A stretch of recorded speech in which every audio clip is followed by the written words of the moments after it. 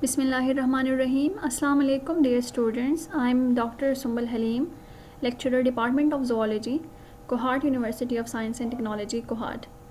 In today's lecture, we will discuss about the process of ligation, that is the joining of DNA molecules together.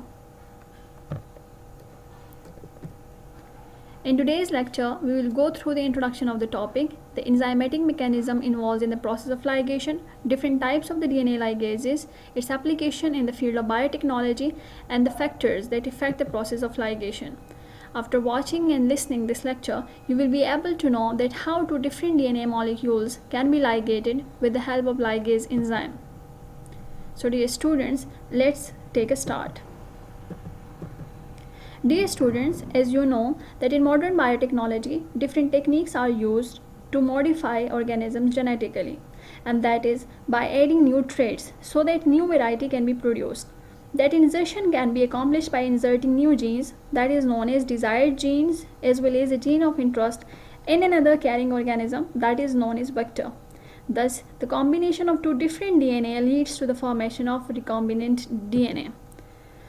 I would recommend you all to go through our last lecture of recombinant DNA technology, in which we had discussed about the two important enzymes, in which the one was restriction enzyme that we had already discussed in our previous class, and while the other is the ligase enzyme, that is our today's topic. So, ligation is the joining of the two ends of the DNA molecules by making of the phosphodiester bond, that is with the help of an enzyme, that is the ligase. So, ligase enzyme, the word ligase is derived from a Latin verb ligate, that is mean to bind or to glue together. The DNA ligases was first discovered in the laboratory of Gallard, Lehman, Richardson and Hurwitz in 1967. What actually DNA ligases do, they form the phosphodiester bond. Here you can see that they will form the phosphodiester bond between the 3' end of the one nucleotide with the 5' end of the adjacent nucleotide by the release of, with the help of an ATP, and a 2-phosphate group will released in the form of pyrophosphate. Thus, the 2-sugar mean 2-diester mean 2 sugar will join or will link together with the help of a phosphor group. So it is known as phosphodiester bond that is actually catalyzed by the ligase enzyme. DNA ligases are found naturally in living organisms and are essential for the DNA replications. So, before going through its application in the field of biotechnology, let us discuss the importance of DNA ligases in the DNA replication. Dear students, as you know that DNA is a double helical structure in which two strands are run in anti-parallel orientation. This is the anti-parallel orientation mean that if the one strand is in 5' to 3' direction, another strand will be oriented from 5' to 3' direction. This orientation is known as anti-parallel orientation. So during the process of replication, we had an enzyme that is known as DNA polymerase enzyme that have the ability to polymerize the newly synthesizing DNA, mean that they can add the nucleotides to the newly synthesizing strand. But the DNA polymerase can only make the DNA in 5 to 3 direction, mean that they will add the nucleotide into the 3' end of the newly synthesized strand rather than in the both direction. So that it made this ability of the DNA polymerase made the process of replications quite difficult in one strand. How? Let us see in the next slides. One new strand which runs from 5' to 3' direction is toward the fork. Here you can see that the newly synthesized strand is run from 5' to 3' direction. And that's the easy one. This strand is made continuously because the DNA polymerase is moving in the same direction as the replication fork. Replication fork means the region where the DNA is unwinding with the help of the helicase enzyme, and this continuous strand is formed that is known as the leading strand. However, the problems happen within another strand because Another strand is run away from the replication fork, and this strand is made in fragment because the fork moves forward and the DNA polymerase that moves away from the fork. So this tricky strand which is made in fragment is known as lagging strand, due to which the gaps are created among the different fragments that are known as Okazaki fragments. So here the gaps are fulfilled by the polymerase 3. However, the bond between the two adjacent bases, that is the phosphodiester bond, is missing. Before going through the further detail, it's very important to know about the difference between the gap and the nick. If you look at the sequence, in this sequence here the two nucleotides are missing. That would be complementary to the TT, and that should be AM. So when the nucleotide are missing in any sequence, this is known as the gap. Mean the nucleotide are missing as well as the phosphodiester bond is missing. Mean that the two adjacent bases are not glued to each other, they are not linked to each other. So a sequence in which there is a need of the nucleotide addition and there is the need of the linkage or the ligation, that is known as that there is a gap in that strand. Another example, if you look at here, all the nucleotides are present here. For each complementary base there is another base. However, if you see between the A and G, there is another, the phosphodiester bond is missing here. Mean that in this sequence the glue is absent, the attachment or the ligation is absent. So we need a molecular glue, and that is the ligase enzyme. So the point you should remember is that the ligase enzyme cannot fulfill the gap. For the purpose of fulfillment of the gap, DNA polymerase actually aid the nucleotide. DNA ligase cannot aid the nucleotides. They can only glue the adjacent nucleotides by the making of phosphodiester bond. So what is the process of the ligase enzyme? The mechanism of DNA ligase is to form two covalent phosphodiester bond between the 3' hydroxyl end of the one nucleotide with the 5' phosphate end of the another nucleotide. So generally, the process of ligation can occur in 3 sequential nucleotidal transfer steps. In the first step, nucleophilic attack on the alpha phosphorus of ATP or NAD plus biligase results in the release of pyrophosphate and formation of a complex occur, that is ligase adenylate intermediate. In the second step, this intermediate is the AMP is transferred to the 5' end of the 5' phosphate terminated, and as a result DNA adenylate is formed, that is another complex. Now in the third step, the ligase catalyze attack by the 3rd hydroxyl of the nick on DNA adenylate to join the polynucleotide and to liberate the AMP.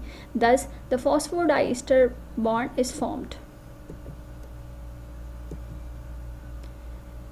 If we look at the types of DNA ligases are grouped into two main families, that is ATP dependent ligases and NAD plus dependent ligases. All cells have DNA ligases, but from the application of point of view, E. coli DNA ligases and bacteriophage T4 DNA ligases are the most commonly used ligases in the field of biotechnology. So the first one is E. coli DNA ligases, and that is encoded by LIE gene of the E. coli, and they are found in E. coli as well as in many other prokaryotes, and they use nicotinamide adenine dinucleotide NAD plus as their energy source or as their substrate.